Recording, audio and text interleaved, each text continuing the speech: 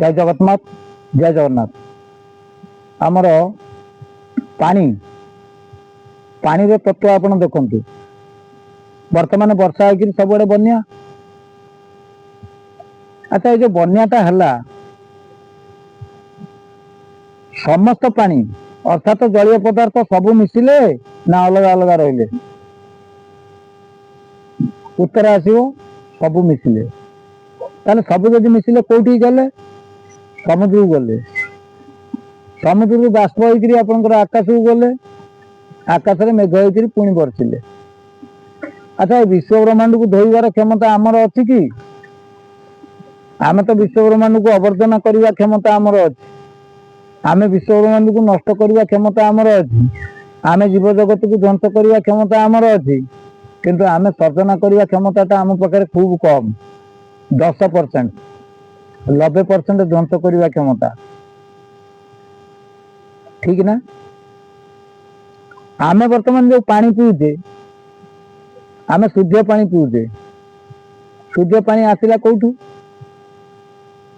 मो पूर्व बाइट रे कहथनी ये संसार पानी जी आवश्यकता अच्छी गोटे थर तैयारी।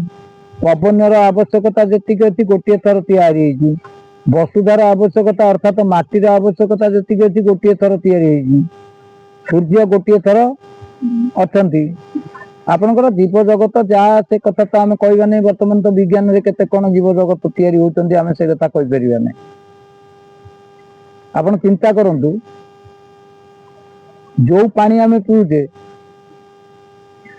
आम जीवनटा जो जगार आसी अवर्जना आम जीवन आसी।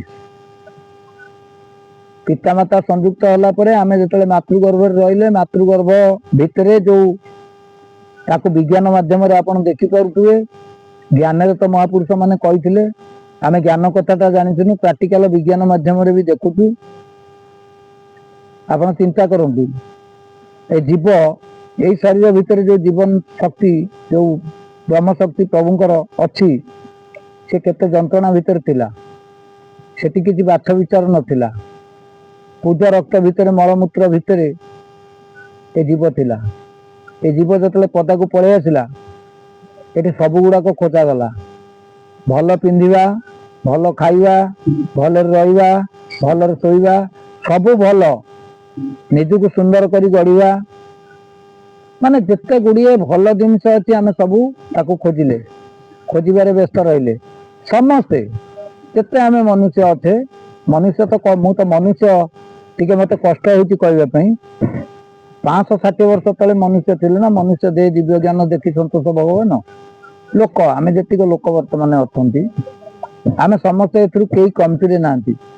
अति असुंदर पिलाटे होते भी सी चाहिए गोटे सुंदर माने देवी भली झील को बाहापी, किंतु से चिंता करने दरकार देवी भली जो झीटी बाहब से झीटी कौन परिस्थिति पड़ी बाहर समय पड़े छाड़ी पलैब से कथा से चिंता करनी। से भविष्य कथा चिंता करनी, से वर्तमान को देखो जहाँ से प्रकांड ज्ञानी ये कथा चिंता करना ताको अज्ञानी भाव भूल। से प्रकांड ज्ञानी कहीं वर्तमान को देखा आम कहुई ना। मुझे वर्तमान कथा कहूँ वर्षा जब आसो आम ये सब बंद हो तेणु वर्षा भी उठेला। तेणु वर्तमान कथा मुझे कहूँ सी वर्तमान को देखुची वर्तमान हूँ सी गोटे किसी दिन माने दिन 2 दिन कि 5 दिन कि 15 दिन कि 6 मास से आनंद पाऊ तापर जहाँ होईटा कौन कथा। जो शाग पखाल खाइबा सबुदिन खाइबापी चेष्टा करिबा। जो खंडीय वस्त्र लज्जा निवारण करने आवश्यकता अच्छी से खंडीय वस्त्र चिंता करिबा। मुंड गंजापी जो छात टिके हो कि चाल टिके हो, चाल तो पलि गलानी सब छात से चिंता करिबा। अधिक आशा करले आमे चोर हवा। गीतार भागवत प्रभु कहते अधिक आशा जी करे से चोर हुए।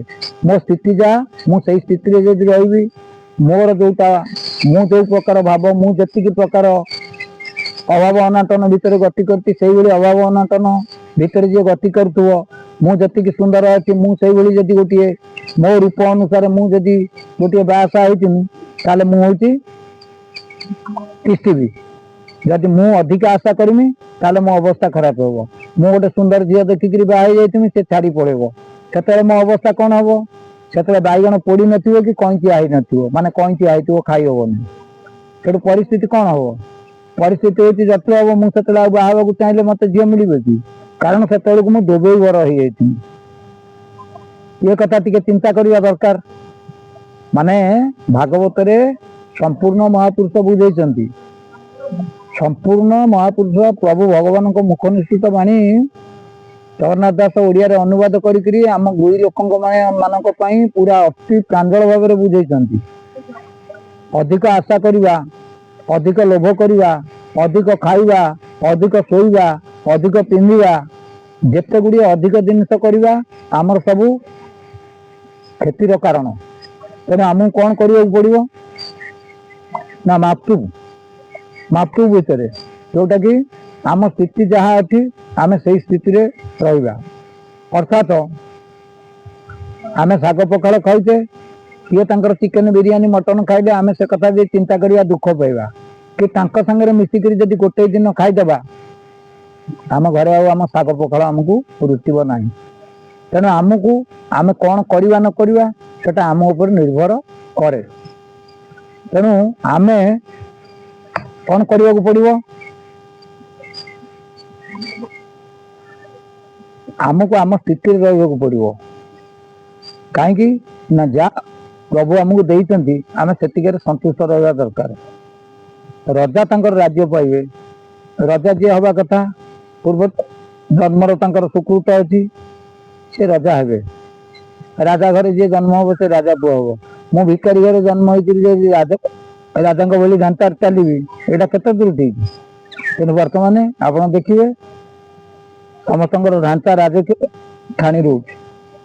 ମୁଁ ବରଂ ଖାଇନଥିମି, ଭଲ ଖଣ୍ଡେ ପିନ୍ଧିଦେମି, ଭଲ ଖଣ୍ଡେ ନାଇଦେବି, ବାହାରକୁ ପଳେଇମି। କିଛି ନହେଲେ ଆପଣଙ୍କର ଏଇ ଯେଉଁ ସୁନା ନ ନାହିଁ ବରଂ ନେକଲେସ୍ ଯେଉଁଟା କୁହନ୍ତି ଆପଣଙ୍କର କୃତ୍ରିମ ସୁନା, ମାନେ ସୁନା କଲର୍, ଗୋଲ୍ଡେନ୍ କଲର୍ର ଜିନିଷ ନାଇକିରି ମୁଁ ଦେଖେଇ ହେଇଯିବି ଯେ ଏଇଆ। ଆମ ଭିତରେ ଦେଖିବା ଦରକାର ନା, ଉପର ଭିତର ଦୁଇଟାଙ୍କ ସମାନ ହେବା ଦରକାର। ମୁଁ ସେଥିପାଇଁ କୁହେ ଠାକୁରଙ୍କ ଲାଇନରେ ଆସିବ ମାନେ ପୁରା ଲଙ୍ଗଳା ହେବ। କାହିଁକିନା ଅଛି କି ନାହିଁ ମୋର ଦେଇ ଉଭୟ ତତ୍ତ୍ୱ ନ ଜଣାଇ। ଯେତେବେଳେ ପ୍ରଭୁଙ୍କ ପ୍ରେମରେ କୀର୍ତ୍ତନ କରିକିରି ନାଚନ୍ତି, କୁଆଡ଼େ ଆମର ଯେଉଁ ବା ଭଉଣୀ ମାନେ ନାଚନ୍ତି, ସେ ତାଙ୍କର ଶାଢ଼ୀ ଫାଡ଼ି କୁଆଡ଼େ କ'ଣ ଖସି ଖାସି ଯାଏ, ସେ ସେଥିପ୍ରତି ତାଙ୍କର ନିଘା ନଥାଏ। ସେ କିନ୍ତୁ ପ୍ରଭୁଙ୍କ ପ୍ରତି ତାଙ୍କ ଲକ୍ଷ୍ୟ ଥିବା ଦରକାର। ତେଣୁ ଆମକୁ ସେଇ ପ୍ରକାର ହେବାକୁ ପଡ଼ିବ। ଆମେ ଆମ ଦେହଟାକୁ ଯଦି ସର୍ବସ୍ୱ ମଣିବା, ଦେହଟାକୁ ସର୍ବସ୍ୱ ମଣିକିରି ତାକୁ ଚିକି ଚିକି କରେଇବା, ଭଲ ପିନ୍ଧିବା, ଭଲ ଖାଇବା, ଲାଭ କିଛି ହେବ? କାହିଁ ଲାଭ ହେବନି? ନା ଏ ଦେହଟା କେଉଁ ସମୟରେ ଯିବ ତାର କିଛି ଗ୍ୟାରେଣ୍ଟି ନାହିଁ। ସୁସ୍ଥ ସବଳ ଥିବେ, ସବୁ ଥିବ, ଡାକ୍ତର ଘଡ଼ି ଘଡ଼ି ପରୀକ୍ଷା କରୁଥିବେ। ପରୀକ୍ଷା କଲା ପରେ ବି ଆପଣଙ୍କର କେତେବେଳେ ଜୀବନଟା ଯିବ ସେ କେହି କହିପାରିବେ ନାହିଁ। ତେଣୁ ସେଥିପାଇଁ ଧନ, ଜୀବନ, ଯୌବନ ଏ ତିନିଟାଙ୍କ କ୍ଷଣସ୍ଥାୟୀ। ବର୍ତ୍ତମାନ ଅଛି, ବର୍ତ୍ତମାନ ଚାଲିଯିବ। କ'ଣ ଚାଲିଯିବ? ଧନ ବି କେଉଁ ମୁହୂର୍ତ୍ତରେ ଚାଲିଯିବ। ଧନ ବରଂ ଯିବା ପାଇଁ ଟିକେ ସମୟ ଲାଗିବ, ଯୌବନ ଯିବା ପାଇଁ କିଛି ସମୟ ଲାଗିବ। ମ୍ୟାଚୁରିଟି ବୟସ ହେଲେ ଯାଇ ଯୌବନ ଯିବ ଆପଣଙ୍କର। ତାର ଯେଉଁ ନିର୍ଦ୍ଧାରିତ ସମୟ ଅଛି 30-40 ବର୍ଷ କି 50 ବର୍ଷ ପରେ। କିନ୍ତୁ ଜୀବନଟା କେଉଁ ସମୟରେ ଯିବ ସେଇଟାର କିଛି ଗ୍ୟାରେଣ୍ଟି ନାହିଁ।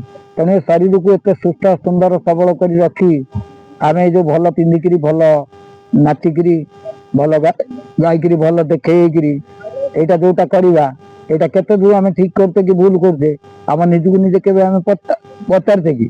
ଆମେ କିନ୍ତୁ ପଚାରୁନା। ଆମେ ନ ପଚାରିବାର କାରଣ ଯେ କାହିଁକି ନା ଆମକୁ ସେ ସଦ୍ ବୁଦ୍ଧି ପ୍ରଭୁ ଦେଇନାହାନ୍ତି। ଯଦି ସଦ୍ ବୁଦ୍ଧି ଦିଅନ୍ତେ, ଆମେ ଯଦି ପ୍ରଭୁଙ୍କୁ ସର୍ବସ୍ୱ ବୋଲି ଭାବନ୍ତେ, ତାହେଲେ ଆମର ଏ ଚେତନା ଆମ ଭିତରେ ଆସନ୍ତା ନାହିଁ। ଏଇ ଯେଉଁ ଅହଙ୍କାର ଚେତନା ଆପଣଙ୍କର, ଏଇ ଯେଉଁ ମାନେ ନିଜକୁ ଶ୍ରେଷ୍ଠ ଭାବିବା, ନିଜକୁ ଧନୀ ମାନି ଗୁଣୀ ଜ୍ଞାନୀ ଭାବିବା, ଏ ଜିନିଷ ଆମ ଭିତରେ ଆସନ୍ତା ନାହିଁ।